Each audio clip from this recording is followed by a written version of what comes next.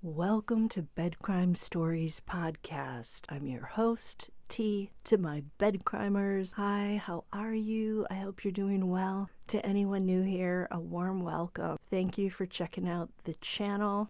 Do me a favor, if after watching the video you find you enjoyed it or you learned something, smash that like button and please consider subscribing. And if you want to support the work I do, please consider a membership. I keep the price really low, $1.99 a month. Hey, that's much less than even one drink from Starbucks. Now, without further ado, let's dig in. Dan Markel's ex-wife, Wendy Adelson, is an attorney by trade. She's also a former contestant on The Weakest Link, a novelist, and a self-described contortionist.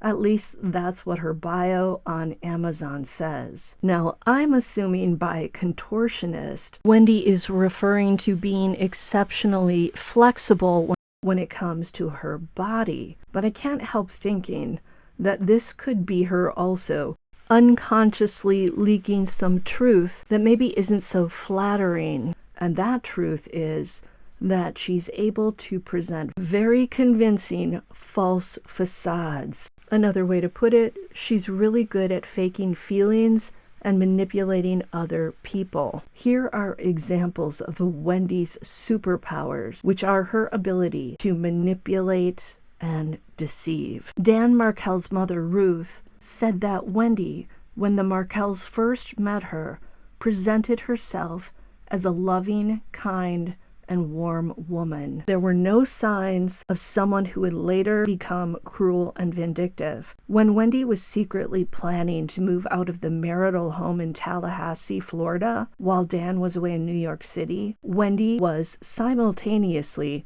planning Dan's 40th birthday party, a party that she knew she was not going to be attending for a man she no longer could stand.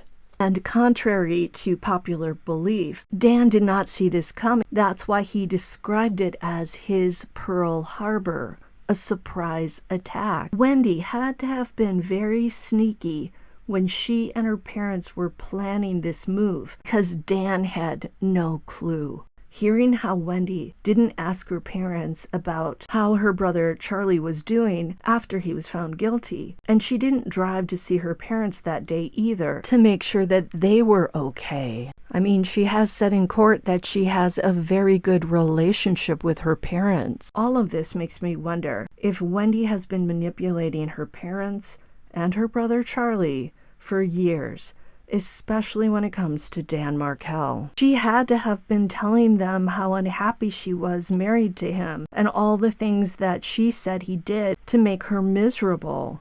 I mean, who else could have gotten Donna and Charlie so stirred up in rage against Dan Markel? She had to have said some pretty bad things to get them to do whatever was necessary to get Dan permanently out of her life. She's the one who was in a passionless marriage, and she's the one who felt trapped in Tallahassee, and she's the one whose law career was in jeopardy because of Dan's accusations that she had been less than honest about money during their divorce. We know that Wendy has said things on the stand that really don't mesh with reality. For example, when she was pressed while on the stand about how she felt after her motion for relocation was denied, she responded that she was relieved. Everybody knows how much she hated Tallahassee, and she couldn't bear the thought of 16 more years of living there until her youngest child would turn 18. Wendy also fibbed about the state of her relationship with Dan in the weeks and months leading up to the murder. She said things were copacetic. We know things were not copacetic.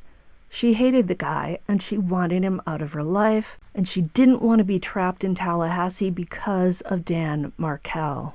I've been trying not to believe that Wendy could have been acting as a puppet master for years, all in a bid to get Dan Markel out of her life without having to dirty her own hands. Someone had to have pushed Charlie, and maybe Donna too, to the edge of the cliff where it seemed like the only solution was to take the very drastic step of hiring hitmen and paying them to do Dan Markel in. I can't deny that Wendy displayed some very suspicious behavior before and after the crime. Examples include her treatment of Jeff Lacasse, a guy who looks so similar to Dan Markel that Wendy perhaps had hoped to trigger Danny when he saw Jeff. Wendy also filled Lacasse's head with thoughts of her brother Charlie, considering hiring a hitman to get rid of Markel. She had to have known that if Dan Markel was done in under suspicious circumstances, that Jeff Lacasse would, number one, be a suspect because he was her current boyfriend, and two, would have told the cops while he was there getting interrogated that Wendy once confidentially confessed that her brother Charlie had considered hiring hitmen. Let's remember that she's a trained lawyer. She had to have known that all these little breadcrumbs she was dropping were going to be shared with the police, especially by Lacasse, who seems to be a guy who lives on the straight and narrow. By the way, did you know that a few days before Dan's death, that Wendy had a discussion with her sons about death? Coincidence? Maybe. But when there are a lot of coincidences, you start to wonder. If she loves her sons, she maybe would have wanted to prepare them for Dan's soon-to-be sudden death. But of course, that would require her to also have pre-knowledge of the crime. According to an attorney who has a channel on YouTube called Mentor Lawyer, he was in the courtroom when Wendy was on the stand at Charlie's trial. And he said that when she was sitting there on the stand and there was a quiet moment, she took the time to look over to the jurors and make eye contact with each one. And she even smiled at them. One lady apparently smiled back. This seems like a very manipulative move designed to get them to look at her and to see her as a kind, non-aggressive type of person. I mean, that's legal manipulation of the jurors 101. Try to connect with them, try to bond with them, try to create a positive impression. Also, during her police interrogation, Wendy talked about not washing her hands that day. She said she was embarrassed because she hadn't washed her hands. Now, because Dan was shot twice, whoever pulled the trigger would have had gunshot residue on their hands. Was this Wendy's way of making sure her unsullied hands would get tested for residue? We know she didn't pull the trigger. It was Sigfredo Garcia. And I do also wonder about her wearing that t-shirt with the owl on it. In some cultures, the owl is seen as a harbinger of death. Did Wendy maybe think that the Tallahassee cops were inbreds, like her brother Charlie said about the Tallahassee jurors? Was the owl on her shirt her own little dirty symbolic secret? Did she think she was the smartest person in the room and that nobody else would pick up on that symbol? Wendy also drove miles out of her way that day to get to a liquor store near her old home on Trescott Drive, which was also the crime scene. Once at the liquor store, she picked out a bottle of bourbon by a brand spelled Bulliet. Bullet. Was that another little inside joke that Wendy had with herself? Is it just a coincidence that Dan ended up with one bullet lodged in his brain? Wendy also promised investigators that she'd be in town for an interview the day after Dan's memorial service. Parents did the same thing. They told the investigators that they were willing to speak with them after the memorial service, but then they took off for Miami. I'm telling you, the apple doesn't fall far from the tree. During Wendy's 5-hour interrogation, she asked the police to have her friend Jane. Just so happens that Wendy and Jane had taken a walk together earlier in the week, And during that walk, they talked about Wendy's unhappiness with Jeff, that Jeff was turning out to be a very jealous guy, and that she was seriously reevaluating their relationship. And she also told Jane that she and Jeff were taking a week off to think about things. So, of course, Jane comes to the police station, and over the course of a few minutes, Wendy looks at her and asks her, who would have done this? And of course, Jane, who had just had that conversation with Wendy, well, the first person who comes to her mind is Jeff Lacasse, the really jealous Jeff Lacasse, who is also very upset at the time over the breakup. By the way, Ruth Markel wrote that Danny did read Wendy's novel, and despite him likely seeing himself portrayed in the novel, he still tried to promote the book on his blog. So if Ruth is right that Danny did read the novel, then that's another lie that Wendy has been telling. I have to wonder if Wendy could have been planning the perfect crime for a very long time. Perhaps during those absences when she was home alone in Tallahassee taking care of the kids and the house, and Dan was away in places like New York, doing business, giving talks, making a name for himself, and garnering a reputation as a brilliant legal scholar. I also wonder if Wendy resented Donna because Donna was the person who helped her pick out Dan Markel on J-Date. Did Wendy maybe get sick of how controlling her mother was? Maybe how pushy she was? For reasons like this, that Wendy was so quick to throw her parents and her brother Charlie under the bus when investigators were asking, was there anyone who didn't like Dan? Can you think of anyone who would have wanted to hurt him? Let's not have any illusions about Wendy Adelson. She's smart. She knows how to win people over. Remember, Jeff Lacasse described her as being very charismatic, and he also felt that she had him under some sort of spell. The big mistake Wendy made was not realizing how Dan Markel's death would mesmerize the true crime community and make them analyze her every move. Wendy likely had no clue her cruel treatment of the Markels would come out publicly and crack the facade she tried so hard to keep up, that of a successful lawyer, novelist, a loving, devoted parent to her fatherless sons, a good daughter, a caring sister to Charlie, and yes, also a good contortionist. Until the next time on Bed Crime Stories. Children, Yeah. I'm sure she would do that anyway. Yeah, I wonder if it would be better if she didn't know.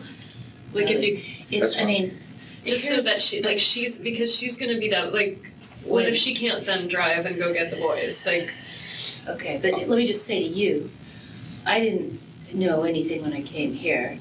So my husband Googles and says there was a shooting on Trescott Drive this morning at 11. I got a call from my real estate agent who heard something. So I know that I didn't know why I was coming here, but anybody with more sense would have known that. John told you that? Yes. When you told him you were coming here? Or? No, they found John. Interestingly, they found John's cell phone number. They found me eating lunch. I don't know how that happened. I'm fascinated still. We have ways of finding it. Yeah, it's interesting. So they called my husband's cell phone, and he's like, here she is.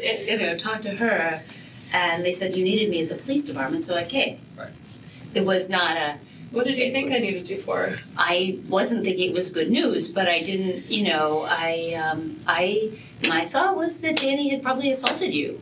That was my thought. I think that was Lisa's thought when she's like, I heard there was a shot on Trescott, and so I hope you're okay. So that... The realtor? Yeah. So that was my, but this scenario, which is now not seeming real to me, didn't seem like that was not what I thought of. I just keep picturing the kids. Right. No. So there's no point in doing that. Don't do that. So When Lynn gets here, I'm going to just ask her to take the kids to her house. Would that Instead be of my reasonable? house? I think Would that that's be much more better. reasonable? Is that better? She has a TV. They can watch TV. Yeah, I know, but Yes. they've been there before. A Yeah. bunch. Yeah, they're take them very there. comfortable there. Do they have them children of their own? They've got 4 kids. They're grown, but take them there. Take them okay, there. yeah. Because All right, I'm going to go make sure that I don't miss her.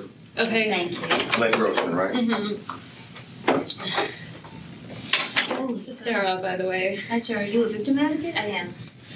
I said you used to be a victim advocate. Was I That's right? not true. Not Yeah, sure. I've done lots of stuff like that. I recognize your name, and then she explained. What's your last name? Latour. I've only been here about 2.5 years. I am losing my shit. Well, that would be appropriate. I think you should do that. I think if you don't do that, then that's Jane, not right. who would have done this? I have just And one are they idea. going to come after my kids? Or me? Who's next? Is Jeff this much of a lunatic? I didn't even think of Jeff. I hope to God not. Let me ask who Jeff is. Yeah, of Yeah, I course. think you should. I think Wendy's been seeing a guy called Jeff Who's a friend of Us. Jane's. And who's jealous. yeah. Are you still currently seeing him, or just something you kind of Well, let taper off? it's been a bad week. Okay. Yeah, Jane and I actually went for a walk together Monday, Tuesday, Wednesday, early this week. Earlier this week, but you've taken a 1 week break from I took Jeff. a 1 week break from communication with Jeff to figure out what to do. Okay. Because we've been dating for like A year. 9 months, like 10 months a year.